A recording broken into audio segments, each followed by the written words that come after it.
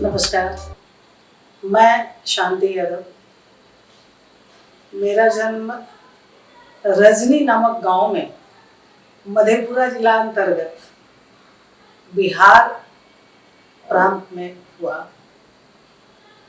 और ठीक पता नहीं वो कौन सी तारीख थी जब मेरा जन्म हुआ, लेकिन जैसा कि मुझे बताया गया कि गेहूं की कटाई हो रही थी और उस समय में मेरा जन्म हुआ, तो अंदाज़ा लगता है कि मार्च या अप्रैल का समय रहा होगा। वैसे ऑन रिकॉर्ड जो मेरे शैक्षणिक दस्तावेजों में है उसमें 1 मई डाला हुआ है, तो 1 मई 1955 मेरा जो है डेट ऑफ बर्थ यानी जन्म तिथि रिकॉर्डेड है और अब वही मान्य है। मैं यही मानती हूँ और दुनिया भी यही मानती है, मानेगी। मैं अपने बारे में कुछ बताऊं तो सबसे पहले मुझे ये बताना अच्छा लगेगा कि जैसा आम रिवाज है कि जब आदमी के 1 या 2 बच्चे होते हैं तो उनके बड़े प्रिय होते हैं। मैं अपने माँ बाप की 9वीं संतान रही और 9वीं संतान में किसको भला इतनी दिलचस्पी हो सकती है, तो माँ बाप की मुझे नहीं लगता है कि मुझे दुलारी होना चाहिए था, लेकिन एक उल्टी स्थिति देखने को मिली। मैं अपने माँ बाप की आखिरी संतान साबित हुई और मुझे माँ और पिता ने और भाई बहनों ने भी बड़े लाड प्यार से पाला। शायद मुझे सबसे छोटे होने का ये इनाम मिला हो। तो इस तरह से मैं बचपन से ही थोड़ा ज़्यादा प्रिविलेज टाइप की कहूँ, परिवार में पारिवारिक स्तर पे रही, जो लोगों का मुझे भरपूर ध्यान मिला। और सबसे बड़ी बात ये हुई कि मेरी माँ जो मुश्किल से साक्षर थी, वो उनका नाम रामवती देवी था और पिता जो 1934 ईस्वी में TNJ कॉलेज भागलपुर से अपनी BA की पढ़ाई पूरी कर चुके थे, तो इस लिहाजा उस समय के अच्छे पढ़े लिखे लोगों में उनकी गिनती होती थी और कई तरह की नौकरियां करते हुए उन्होंने अंत में एक मिडिल स्कूल के प्रधानाध्यापक के रूप में अपना अवकाश ग्रहण किया था।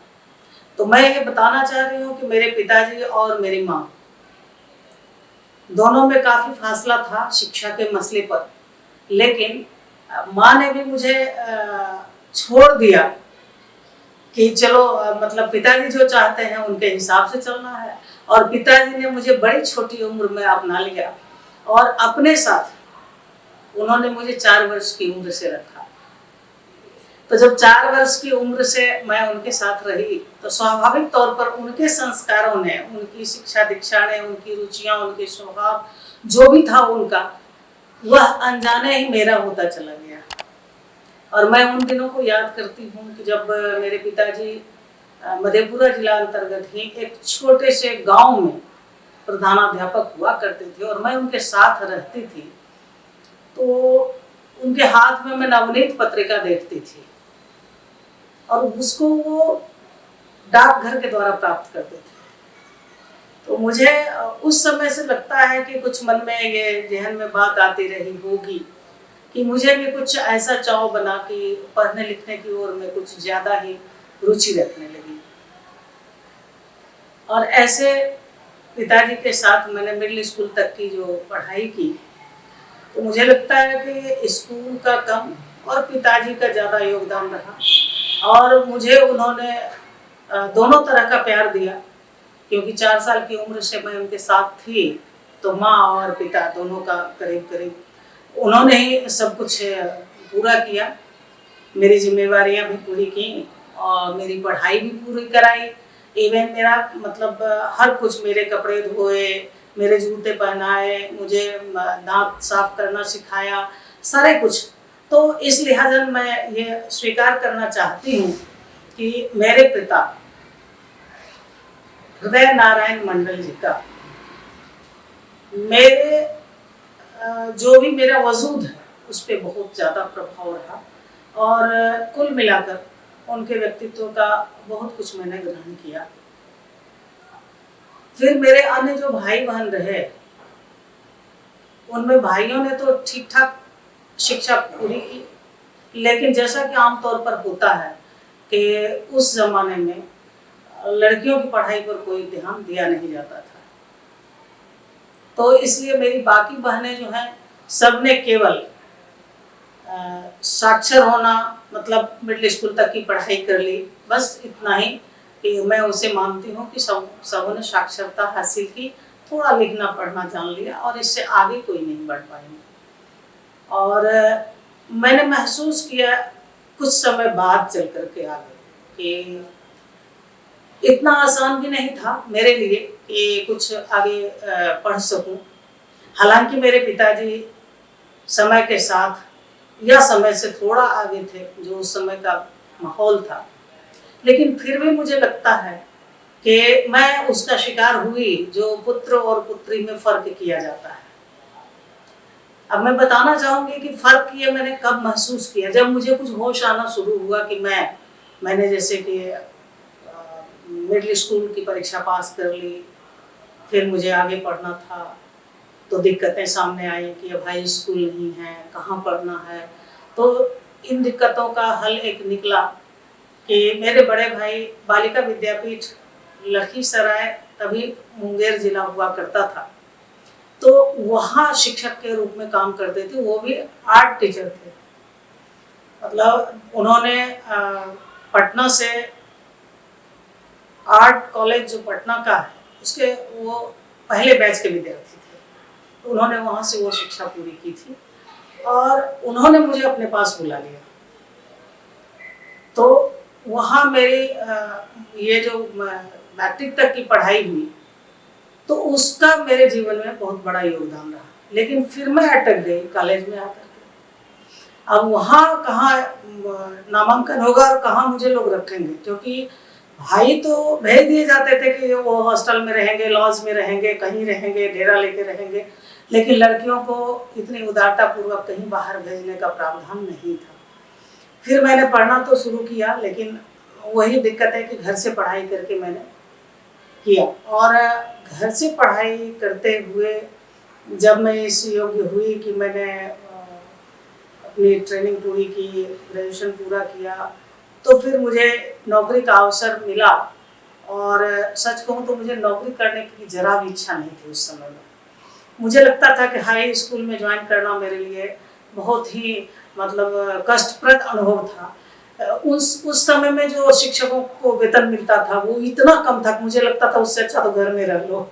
तो मैं नहीं चाहती थी, बिल्कुल नहीं चाहती थी कि मैं उस नौकरी में जाऊं, लेकिन मेरे पिताजी का ही था बहुत ज़्यादा दबाव कि नहीं कर लो बाद में जो करना। मेरी इच्छा थी कि मैं कुछ कॉम्पिटिटिव एग्जाम में बैठूं, जैसे उस समय में यूपीएससी का तो मैं कल्पना भी मैंने की थी कभी, बीपीएससी सोच रही थी कि बीपीएससी करूं।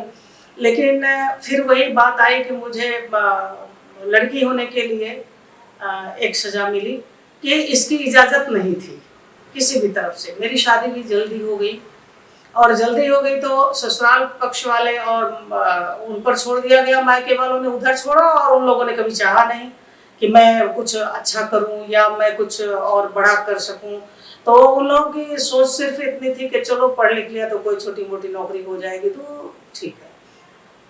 ऐसे माहौल में बड़ी शिद्दत से ये लगता था कि कैसे इस माहौल से छुटकारा पाऊं। मतलब जब नौकरी नहीं मिली थी तो मैं यही सोच रही थी कि कम से कम जो वो मिट्टी के चूल्हे होते हैं गांव में, मुझे लगता था कि बर्तन धोऊं और उसको घरों को लीपूं, मिट्टी के घर, और ये तो मुझे बड़ा ये अजीब लगता था कि मैं ये नहीं कर सकती। मुझे लगता था कि मेरे लिए ये नहीं होगा, मैं मतलब मुझसे होगा ही नहीं।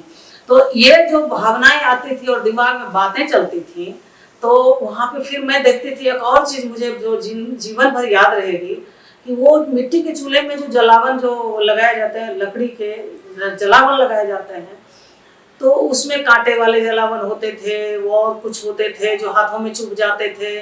मैं थोड़े ही दिनों तक ससुराल में रही, हालांकि मेरी सास बहुत अच्छी महिला रही हैं, और वो उन्होंने मुझे पूरा समर्थन दिया, सपोर्ट दिया सब तरह से। लेकिन फिर भी परिवार में केवल सास ही नहीं होती हैं, परिवार में और भी लोग होते हैं जो परेशान भी करते हैं, जो बहुत तरह की तकलीफें भी देते हैं। तो मैं उन सबों से थोड़ा ये घबराई रहती थी और मुझे लगता था नहीं कुछ करना है, कुछ करना है। इसलिए मैं पढ़ाई को घर से भी जारी रखती थी, नहीं पढ़ना है, परीक्षा देनी है और कुछ करना है।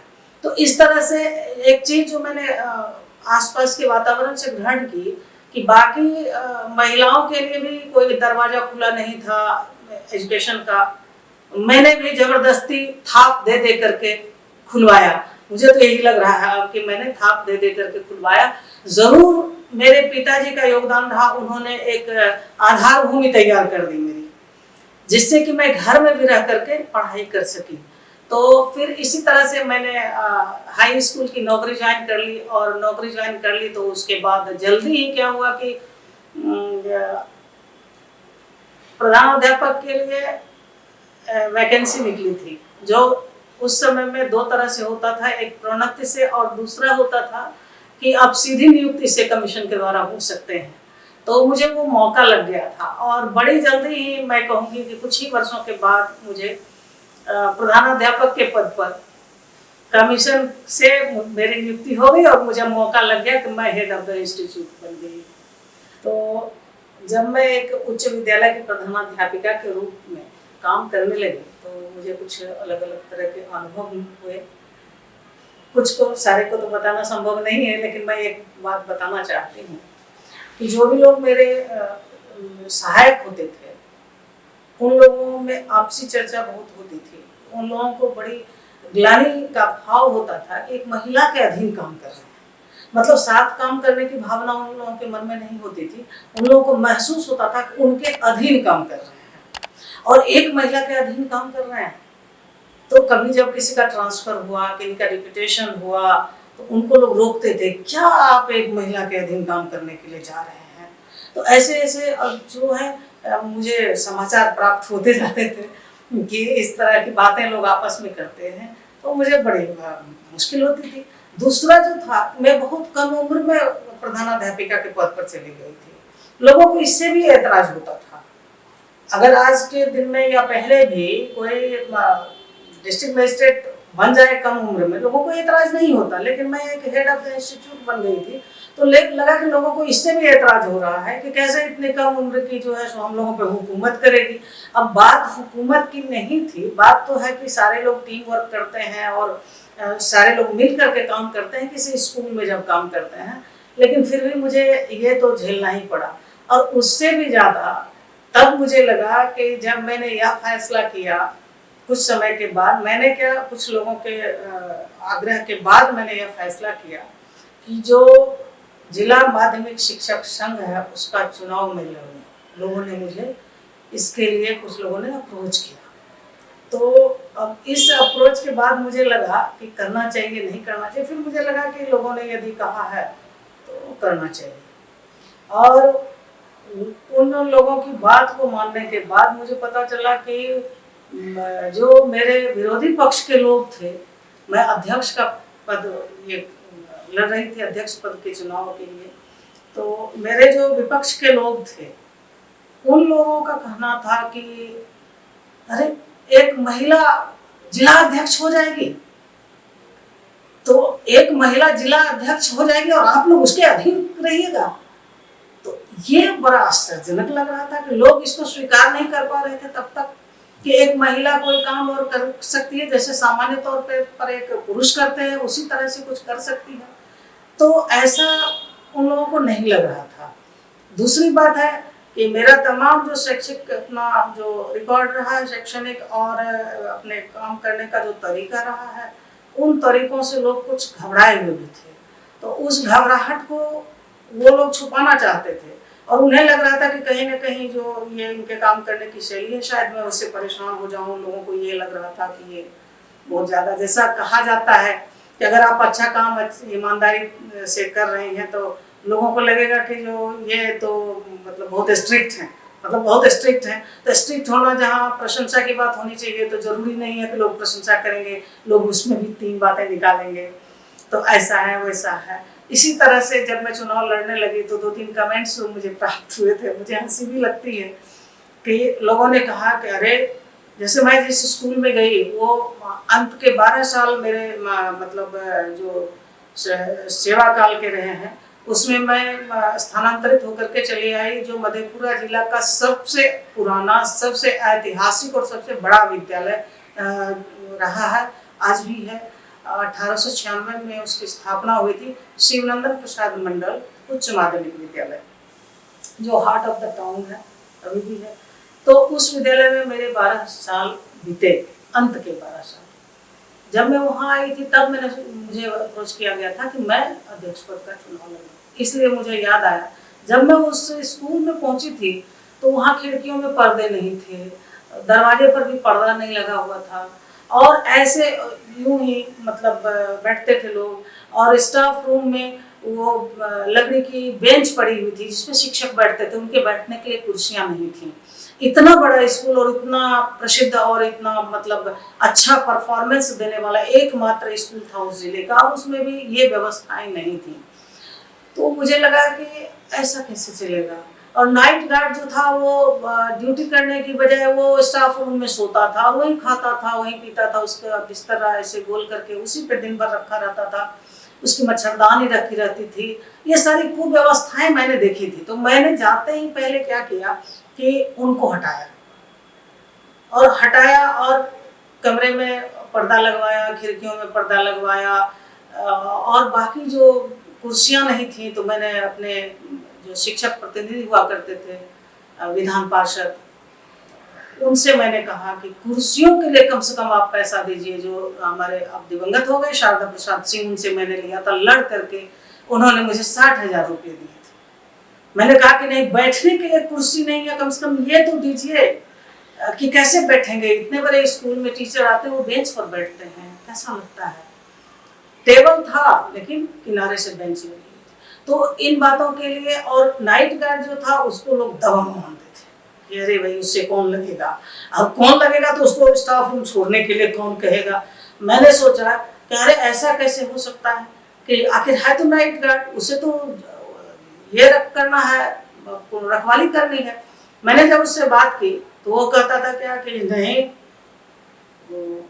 मेरा सामान रहता है, मेरा बिछावन रहता है, मेरा ये रहता है, तो बिछावन की जरूरत क्या है। मैंने पूछा बिछावन की तो कोई जरूरत नहीं है, तुमको नाइट गार्ड की ड्यूटी दी गई है। तो खैर उसका सॉल्यूशन जो है बीच का मैंने निकाल दिया कि तुमको एक छोटा कमरा दे दिया जाता तुम्हारे सामान रखने के लिए, तुम जो भी सामान लाओगे अपना उसमें रख दो, और बाकी तुमको स्टाफ रूम में नहीं रहना है। तो उसको मैंने हटवा दिया, कुर्सियां लगवा दी।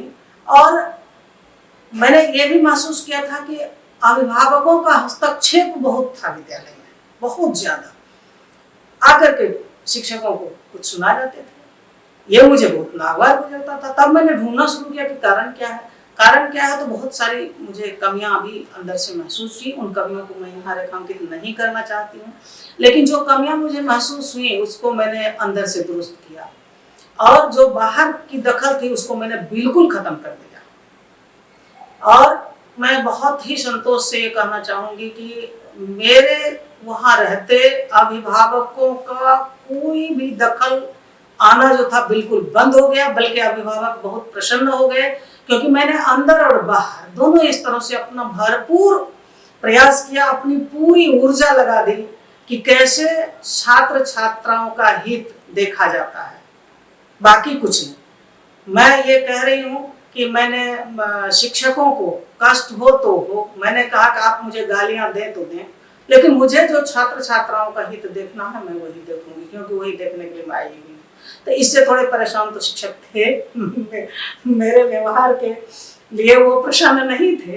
तो इसलिए ऐसा हुआ कि जब मैंने अध्यक्ष पद का चुनाव लड़ना तय किया तो ये जानकर आप लोगों को बड़ा आश्चर्य होगा कि मेरे बहुत सारे जो सहायक शिक्षक थे और स्टाफ थे वे लोग मेरे साथ नहीं थे।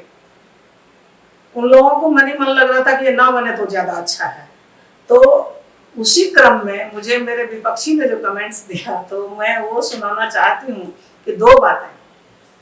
एक, वो जो वोटर्स थे हमारे उनको कन्विंस करके चलते थे, तो कहते थे कि वो महिला है आपके साथ चलेगी, ऑफिस आपका जब काम कोई लगेगा तो आपके साथ जाएगी, वो कार पे चलती है। मैं खुद से ही ड्राइव करती रही कार को, अभी तक करती हूँ। तो उस समय में भी करती थी, तो उन लोगों को लगता था कि भड़काएं ये कह करके वो कार पे चलती हैं, मतलब वो कहते थे कि वो एरिस्टोक्रेट है। ये शब्द उन लोगों ने मेरे लिए वहां फैलाया, एरिस्टोक्रेट। तो ये बात फैलाई, और दूसरी क्या बात फैलाई वो और ज्यादा हंसी लाने वाली है कि वो पर्दे में रहती है। मतलब कि खिड़कियों में मैंने पर्दे लगवा दिए, दरवाजे पर पर्दे टंगवा दिए, तो वो पर्दे में रहने वाली हैं। आपके साथ कहाँ वो काम करेंगी, वो उनको संगठन का काम उनसे होगा, लेकिन समय के साथ सब कुछ तय हो जाता है। और मैं समझती हूँ कि मैंने वो अपना वो प्रदर्शन कर दिया कि जिले में आज भी मुझे याद किया जाता है। और मैं 12 वर्षों तक लगातार जिला अध्यक्ष के पद पर बनी रही, और बहुत ही कठिन कहिए चुनाव से गुजरी, बहुत मेहनत लगी, लेकिन लोगों ने अंततः विश्वास मेरे पक्ष में दिया। ये बड़ी बात है। वहां पर बहुत सारी बातें फैलाई गई, लेकिन किसी को भी शिक्षकों ने नहीं सुना। इस मुद्दे पर मैं समझती हूँ कि आखिरकार शिक्षकों में वैसे शिक्षक ज्यादा थे जो बौद्धिक थे और जो समझ पा रहे थे कि मेरा जो स्तर है काम करने का और मेरा जो लक्ष्य है वो कैसा है। तो अच्छा है, तभी उन लोगों ने मेरी सराहना की होगी और मुझे इतनी बार जिताया भी। और फिर मैंने खुद छोड़ा, उन लोगों ने मुझे नहीं छोड़ा, क्योंकि बड़ी एक मेरे साथ जीवन में दुर्घटना ये हुई कि मेरे पति का देहांत हो गया, और वो सितंबर 2014 में गुजर गए। तो मेरे लिए वो समय जरा बहुत ही ये था, गड़बड़ था, और मैं मानसिक रूप से बहुत अस्थिर हो गई थी। तो मैंने मना कर दिया कि आगे मैं नहीं लड़ूंगी और चुनाव में जाने की मेरी कोई इच्छा नहीं है। तो मैंने अपने आप उसे छोड़ दिया। तो बहुत तरह के झंझावातों से जीवन में गुजरना पड़ता है। और मैं ये भी कहना चाहूँगी कि आप जो दो लोग मिलते हैं शादी करके, तो अभी का ज़माना बदल गया है। लड़का या लड़की अपनी अपनी पसंद से शादियाँ करते हैं, और अच्छा या बुरा जो भी उनको ठीक लगता है उनके साथ वो अपने संबंध जोड़ लेते हैं और उसमें रहते हैं। लेकिन हम लोगों के ज़माने में ऐसा नहीं था। वो अभिभावक ही तय करते थे। हम लोगों ने एक दूसरे को पहले देखा तक नहीं था कि हाँ ये है और इनसे शादी होने की बात चल रही है, या इनका गुण ये है, दोष ये है। लेकिन जब शादी हो गई तो मैं अपना कुछ ये शेयर करना चाहती हूँ कि मुझे शादी के बंधन में बंध जाना बहुत बुरा लग रहा था। मुझे कुछ अच्छा नहीं महसूस हो रहा था। अब पता नहीं मेरी क्या महत्वाकांक्षा थी, या मुझे बंदिशें पसंद नहीं थी। जैसे कि एक जगह से दूसरी जगह चले गए अपने परिवार को छोड़ करके, ये परिवार का इसका माहौल दूसरा, दूसरे परिवार का अलग तरह का, ये सब था। लेकिन इसको अनुकूलित करने में मुझे बहुत समय लगा था। मैं प्रसन्न नहीं थी, मैं इस बात को ईमानदारी से यहाँ रखना चाहती हूँ। तथापि मैं ये कहना चाहती हूँ कि जिस व्यक्ति के साथ आप जीवन के बहुत सारे वर्ष गुजारते हैं, तो वो आपकी आदत में शुमार हो जाता है कि उनके साथ रहना है, और उनके साथ आप रहते रहते एक दूसरे को बहुत ही ज़्यादा महत्व देने लगते हैं। आपके जीवन के वो अनिवार्य अंग जैसे हो जाते हैं। और माता पिता के द्वारा निर्धारित की गई शादी भी, जो मुझे शुरू में बिल्कुल शादी ही पसंद नहीं आ रही थी, व्यक्ति की बात मैं नहीं कर रही हूँ, मुझे लगता था कि ये बंधन ही बेकार का है, लेकिन धीरे धीरे मैं अनुकूलित हो गई। अब तो मैं ये बताना चाह रही थी कि शादी के बंधनों को स्वीकार करने में मुझे कुछ समय लगा, क्योंकि बंधन में इस तरह से कह रही हूँ कि मुझे लगता था कि मेरी स्वतंत्रता पे ये एक पहरा बिठाने जैसा काम हुआ है, और अंदर से मैं उद्वेलित थी। मुझे वो माहौल कुछ अच्छा नहीं लग रहा था। खैर, लेकिन मैं अनुकूलित हो गई, और मेरे पति डॉक्टर मुरलीधर यादव, जो स्वयं भी एक उच्च विद्यालय में शिक्षक रहे थे, उनसे भी जो जितने लगाव की बातें जो होती हैं पति पत्नी के बीच जो होता है, वो लगाव और वो प्रगाढ़ता मेरी बनी रही। लेकिन बीच में ही उनका जाना हुआ, तो मैं उससे जरा उद्वेलित हो गई थी और अनायास ही वो चले गए थे। लेकिन बहुत सारे मायनों में मैं ये महसूस करती हूँ कि जीवन में एक दूसरे का साथ होना भी बहुत ज़रूरी है। और आदमी को तभी लगता है कि मेरा भी कोई है और मुझे बल देने वाला कोई है, तो ये अच्छा लगता है। और कहीं कहीं ये भी ज़रूर लगता रहा जीवन भर कि चाहे जो हो जाए, जो पुरुषों को प्राप्त है वो महिलाओं को प्राप्त नहीं है। ये मुझे आज तक लग रहा है, ऐसा नहीं है कि पहले लगा शुरू में और अब नहीं लग रहा, वो बात नहीं है। मुझे लग रहा है अभी तक कि महिलाएं अपने व्यक्तित्व की पूर्णता को प्राप्त नहीं कर पाती हैं। सच्चाई यही है। और भले ही कोई स्वीकार करें या कोई ना करें, लेकिन अभी जितनी भी महिलाएं हो रही हैं, बहुत बड़े बड़े पदों पे जा रही हैं या बड़ा बड़ा मुकाम हासिल कर रही हैं, चाहे साहित्य की दुनिया में भी हो या और कहीं भी हो, तो मुझे लगता है कि अब उनकी क्या परिस्थितियां हैं मुझे नहीं मालूम, लेकिन मेरा जो अनुभव रहा है और मैंने जितना संसार को देखा है, उसमें मैं यही कहूँगी कि अपने व्यक्तित्व की पूर्णता की पूरी तरह से जद्दोजहद के बावजूद महिलाएं एकांगी ही रह जाती हैं, परिपूर्ण नहीं हो पाती हैं, क्योंकि उनके साथ जो सामाजिक परिवेश है हमारा, केवल पति ही नहीं है, उनके साथ साथ पूरा परिवार भी है और उनके साथ साथ पूरा समाज भी है। आज भी अगर गांव में, छोटे शहरों में, अगर कहीं कस्बे में कोई महिला भी किन्हीं के घर 2-4 बार चली जाती है तो लोग बातें बनाना शुरू कर देते हैं और उसके पीछे नजरें कराने लगते हैं कि क्या बात है। मतलब कि महिलाओं को पता नहीं क्यों इतनी मंदबुद्धि क्यों आंका जाता है, या फिर क्यों उनको लगता है कि अपने बारे में वो कुछ निर्णय नहीं ले सकती हैं, सोच नहीं सकती हैं। तो ये सोच करके मुझे बहुत दुख होता है, क्योंकि महिलाएं अपने बारे में वो खुद निर्णय ले सकती हैं, चाहे उनका निर्णय किसी से दोस्ती करने का हो, किसी से दुश्मनी करने का हो, किन्हीं के साथ रहने का हो, किन्हीं के साथ नहीं रहने का हो। मतलब ये है कि उनका निर्णय उनको नहीं लेने दिया जाता है। ये हमारे यहाँ की सबसे बड़ी ट्रेजेडी है और अभी भी है। अभी भले ही महानगरों में कुछ एक लोगों को छूट मिल गई हो, लेकिन अभी भी ये बड़ी बात है कि लोग बातें बनाना शुरू कर देते हैं। इस नज़रिए से मैं जब देखती हूँ तो मुझे लगता है कि निश्चित तौर पे महिला होना यानी दोयम दर्जे का प्राणी होना है। तो यह बात मुझे आज तक खलती है। मैं आज भी सोचती हूँ कि मैं कहीं अकेले बैठने उठने के लिए तो उतनी स्वतंत्रता मुझे है, लेकिन अगर मुझे रात में किन्हीं से मिलना हो तो मैं अकेले नहीं जा सकती। ये मेरे साथ आज भी है। मुझे परिवार के किसी को साथ में लेके चलना पड़ेगा। इसमें मेरी सुरक्षा की जितनी फिक्र नहीं है, उतनी मुझे सामाजिक मर्यादाओं की फिक्र के कारण ऐसा करना पड़ता है। तो ये चीज बहुत बड़ी बात है। बहुत हमारे समाज का कहेंगे कि एक बहुत बड़ा ही उसको क्या कहें, घटिया सोच कह सकते हैं, या जो संस्कारबद्धता है वो कह सकते हैं कि उनके दिमाग में बैठी हुई चीज है कि जैसे कि औरत कोई प्रॉपर्टी हो, उसको ताला लगा के रखना है, उसको कहीं इधर नहीं जाने देना है, कहीं उधर नहीं जाने देना है। तो ये तिजोरी में बंद करके रखने जैसी भावना जो है शुरू से आई हुई है। अब जैसे कि गाँव में मैं देखती हूँ आज भी हमारे परिवार में भी मैं देख रही हूँ कि जो महिलाएं हैं वो यहाँ तक घूंघट लेती हैं और घूंघट लिए ही वो काम करती हैं, घरेलू काम करती हैं। वो वही गिर सकती हैं, उन्हें चोट लग सकती है, उन्हें कुछ भी हो सकता है, उनका हाथ जल सकता है, चूल्हे पे काम करती हैं। वो खाना देने जाती हैं अपने ससुर को, भैंसुर को या और किन्हीं ऐसे लोगों को, घूंघट तान करके अलग से खाना रख देती हैं। तो इसकी क्या जरूरत है?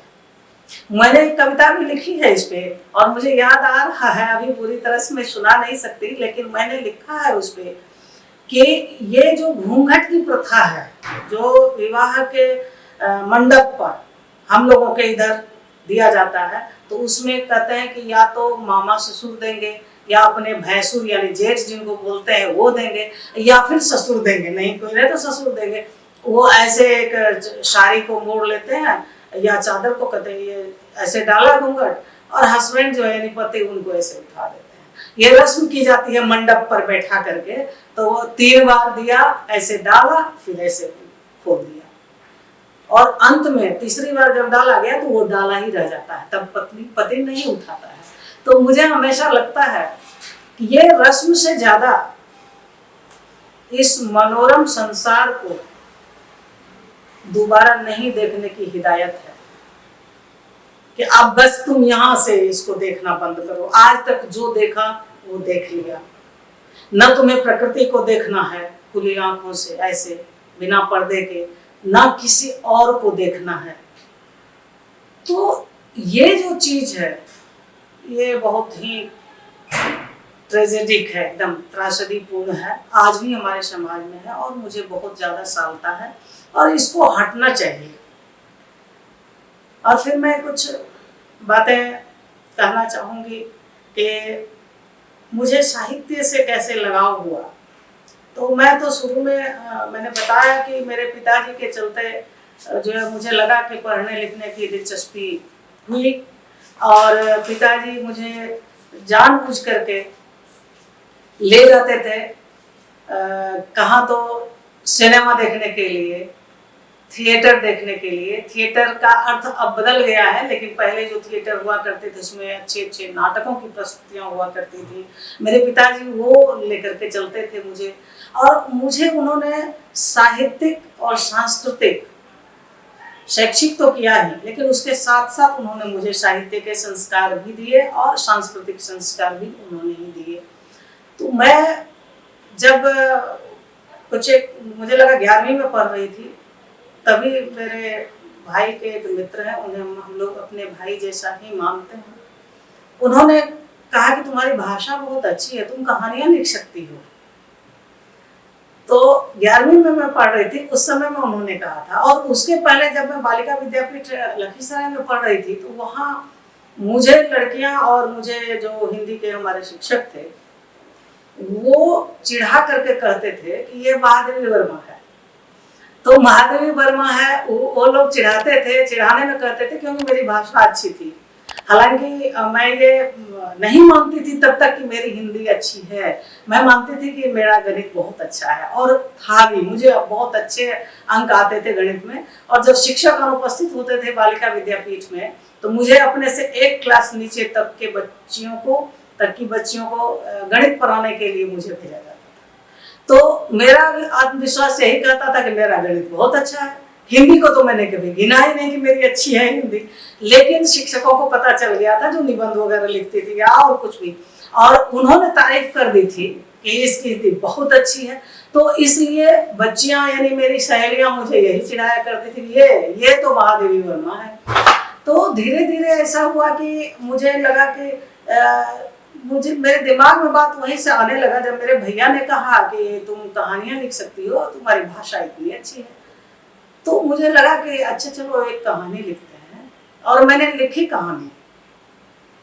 और मुझे याद है वो तस्वीर शीर्षक कहानी मैंने पहली बार लिखी और अपने पिताजी को पढ़वाई, और पिताजी ने मतलब गदगद भाव से कहा तुमने तो बहुत अच्छा लिखा। तो मुझे लगा कि पिताजी ने कह दिया कि बहुत अच्छा लिखा, इसका मतलब कि बहुत अच्छा है। और पिताजी का भय भी था, लेकिन उनसे मैं बहुत खुली हुई भी थी। भय तो इतना था कि बीए का एग्जाम दे करके भी निकलती थी तो हाथ कांपते थे कि पिताजी वो प्रश्न पत्र ले लेंगे हाथ से और पूछेंगे कि इसका क्या उत्तर दिया, क्योंकि वो ऑलराउंडर हुआ करते थे। तो ये क्या लिखा इसका जवाब, और मैं कहीं बोल दी, उन्होंने कहा ये तो तुम गलत लिख करके आ गई। ये सारा डर भी था उनसे, लेकिन मैं शेयर भी बहुत करती थी उनसे सारी बातों को। तो मुझे लगता है कि तस्वीर शीर्षक कहानी मैंने लिखी, और मेरे बड़े भाई जो आर्टिस्ट हैं, अभी काफ़ी उम्र हो गई है लेकिन है, श्री भुवनेश्वर प्रसाद यादव, उन्होंने मेरी कहानी को पढ़ा और उन्हें भी बड़ी पसंद आई कहानी, और वो पटना ले गए उसको। वो पटना में कार्यरत थे, पटना ले गए और एक संपादक को उन्होंने दे दिया। उस समय में भारत मेल पत्रिका एक छपती थी, सिद्धेश्वर मंजू जी उसके संपादक हुआ करते थे। मुझे लगता है कि उनकी कोई जान पहचान रही होगी उनसे, उन्होंने वह कहानी उनको दे दी। उन्हें भी अच्छी लग गई, हालांकि बच्चे की लिखी हुई थी, 11वीं में मैं पढ़ रही थी तो उस समय में क्या कहा जा सकता है। लेकिन पता चला बाद में उन्होंने उस कहानी को छाप दिया।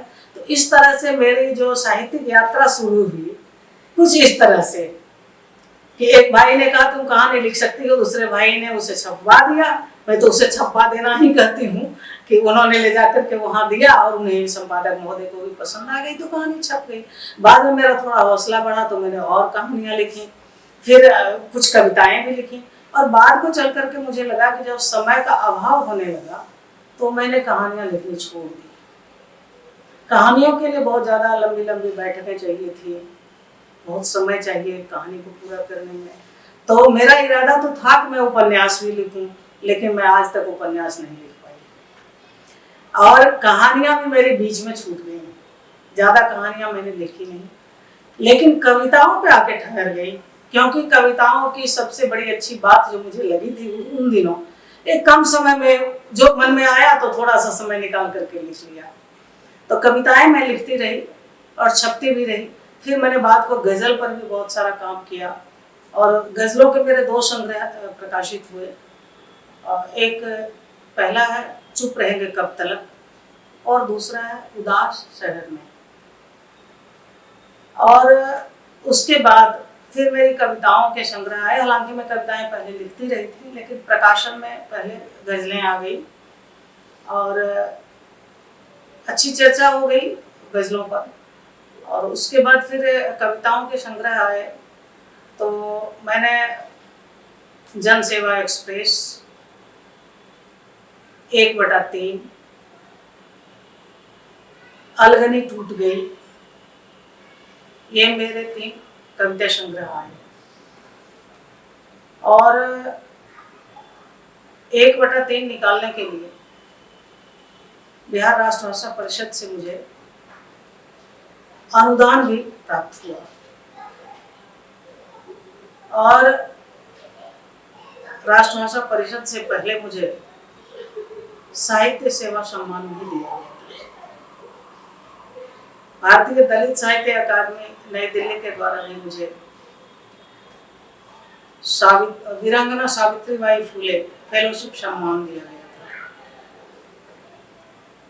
उसके बाद कुछ चर्चा में बातें आती रहीं तो भिन्न भिन्न जगहों पर जिला प्रशासन मधेपुरा के समेत अन्य भी कई संगठनों के द्वारा कुछ सम्मान और ये सब पुरस्कार प्राप्त हुए। और बाद को चल करके मुझे लगा कविताएं तो चल रही हैं अभी भी, कुछ एक काम मेरे दिमाग में घूमने लगा ऐसा, तो मैंने सोचा कि मुझे उन पे काम करना चाहिए। तो मैंने अभी कुछ दिनों पहले, कुछ महीने पहले कहें तो एक खंड काव्य लिखा कोरोना काल। जब तमाम लोग घर में थे तो मुझे लगा कि बहुत दिनों से चिंतन और मंथन चल रहा था, मेरे दिमाग में घूमड़ रही थी बात कि सीता ने अपने जीवन में बहुत दुख, बड़ी प्रताड़नाएं, निष्कासन, निर्वासन, अपमान सब कुछ बर्दाश्त किया। और सीता का चरित्र ऐसा है जो हम लोग रामायण पढ़ें वाल्मीकि जी की, या फिर रामचरितमानस पढ़ें तुलसीदास जी की, तो मुख्य तो यही 2 है। बाकी तो 300 से ज़्यादा रामायण लिखी जा चुकी है और उसमें जो इनका चरित्र प्रतिपादित हुआ है तो कहीं पर भी मर्यादा का हनन इनकी ओर से नहीं करवाया गया है।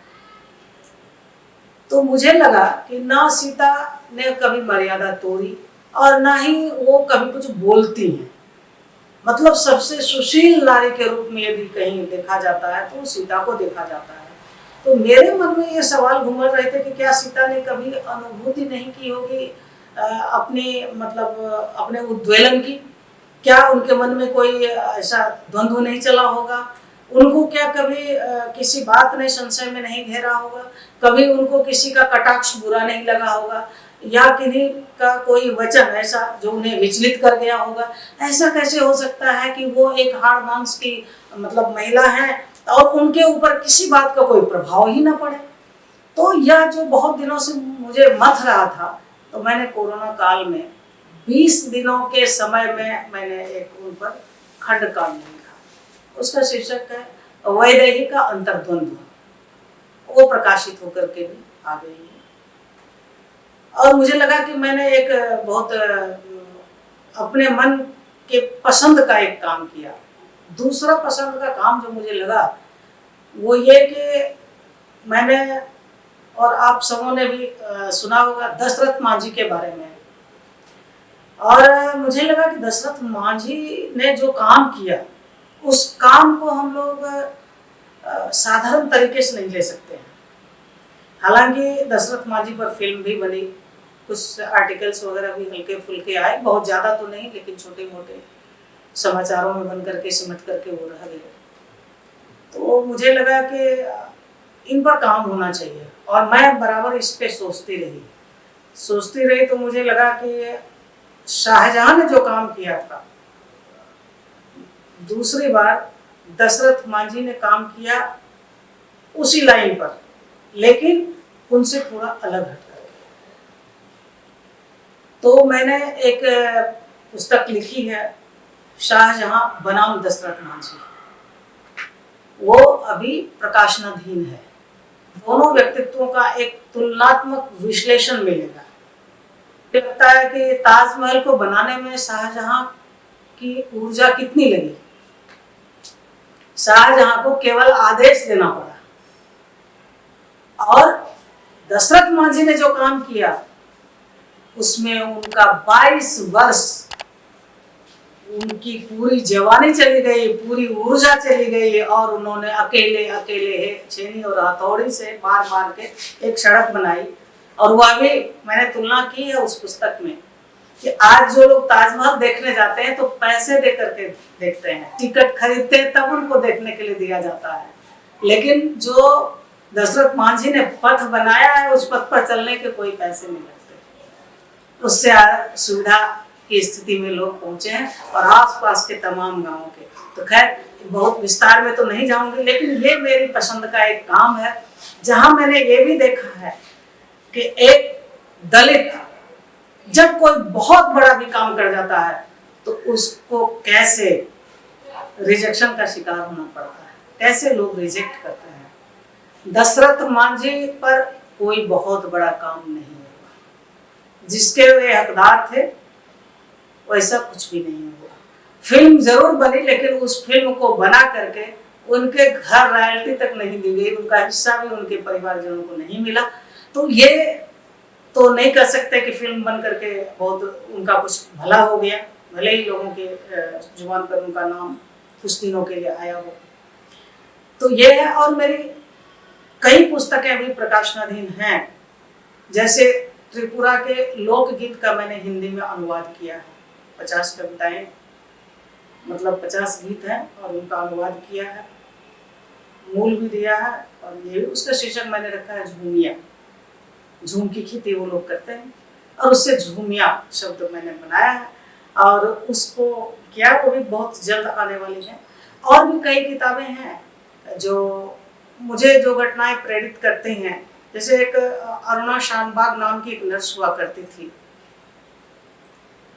और उनके जीवन को जिन्होंने भी सुना है और जाना है, जब उनकी मृत्यु हुई थी उस दिन ही मैंने ठाना था कि उन पर मैं किताब लिखूंगी, और उसको लिख भी दिया। लेकिन अभी वो थोड़ा ठंडे बस्ते में कहेंगे, अभी तक उसको प्रकाशित होने में थोड़ा समय लग सकता है। वो पड़ा हुआ है, शीघ्र प्रकाश्य में तो है। तो मुझे लगा कि उस जैसे जीवन को कैसे व्यक्ति जो है भूल सकता है, वो एक बहुत बड़ी बात है। उनका जो शोषण हुआ, और उसके बाद जो उनकी स्थितियां रही जीवन भर, उनके बहाने उनको चित्रित करते हुए मैंने उनके बहाने जो है अपने यहाँ यौन शोषण पूरी दुनिया में किस किस रूप में यौन शोषण कहाँ है, क्या उसका रेशियो है, क्या रेट है, और उसके लिए क्या कानून है बने हुए। तो विभिन्न देशों का मैंने मुख्य देशों का विश्व भर का लेकर के उसमें तुलनात्मक ये रखा है कि कानून क्या कहता है, वहाँ का समाज क्या कहता है, उसका पक्ष क्या है अपना और दूसरे का क्या है, सारा कुछ, तो मैंने उसको भी समेटने का प्रयास किया है। लेकिन कुछ और हैं, जैसे कि कुछ साहित्यकारों पर मैंने लिखा है, वो पुस्तक भी मेरी आने वाली है। और रिटायरमेंट के बाद फिलहाल मेरी 2 ख्वाहिशें हैं और मैं उनको पूरा करने में लगी हुई हूँ। पहली पसंद मेरी जो थी वो थी पर्यटन, घूमना, भ्रमण करना। वो मैं अपेक्षा से बहुत कम कर पाई। और दूसरा था लेखन, वो भी अपेक्षा से बहुत कम कर पाई। मैं उस लेखन से अभी मैं कहूँगी तो मैं संतुष्ट नहीं हूँ। और ये 2 काम ही मेरी मतलब ये कहें प्रायोरिटी में है। परिवार के बारे में ना बताऊँ तो मुझे लगेगा कि मेरी कहानी थोड़ी अधूरी रह गई है। तो मैं बताना चाहूँगी कि सबसे पहले कि मेरी ससुराल मधेपुरा जिला में सुखासन नाम का एक गांव है, जो मधेपुरा जिला मुख्यालय से मात्र 3 किलोमीटर की दूरी पर है। तो वहाँ मेरी ससुराल है। और मेरे ससुर एक मध्य विद्यालय में शिक्षक हुआ करते थे और अच्छे खासे रसूख वाले माने जाते थे राजनीतिक तौर पर भी। और जो हमारे यहाँ के धुरंधर राजनेता हुए, जिनको सारे लोग जानते हैं, मंडल आयोग के अध्यक्ष बीपी मंडल साहब। बीपी मंडल उन्हें, मेरे ससुर जी को अपना बड़ा भाई मानते थे और उसी तरह से वे उनके बहुत ज़्यादा करीबी भी थे। तो मेरे ससुर जी का नाम मुनीलाल मंडल और मेरी सास बहुत भद्र महिला रही और उनका नाम कृष्णा देवी था। मेरे बच्चों में मेरी एक बेटी है डॉक्टर अनुजा सुप्रिया और मेरा एक बेटा है डॉक्टर नीरव निशांत। मेरे दामाद का नाम डॉक्टर ओम प्रकाश भारती है और मेरी बहू डॉक्टर अर्चना है। पेशे से मेरा बेटा डेंटल सर्जन और मेरी बहू फार्मेसी कॉलेज पटना में असिस्टेंट प्रोफेसर है। और मेरी बेटी ने गेस्ट टीचर के रूप में कई वर्षों तक काम किया था। जब परिवार का जिक्र करती हूँ तो मुझे एक व्यक्तित्व को परिवार से परे रखना मुश्किल हो जाता है और वो है मेरी अनन्य मित्र डॉक्टर मंजुश्री वात्स्यायन। उनके लिए मैं कहूँगी कि वो मेरी पहली पाठक हैं, पहली श्रोता हैं और पहली समीक्षक हैं और जीवन में उनके बड़े सहयोग रहे हैं। इसलिए मैं और मेरे बच्चे भी उन्हें तमाम अपने परिवार के बीच ही गिनते हैं।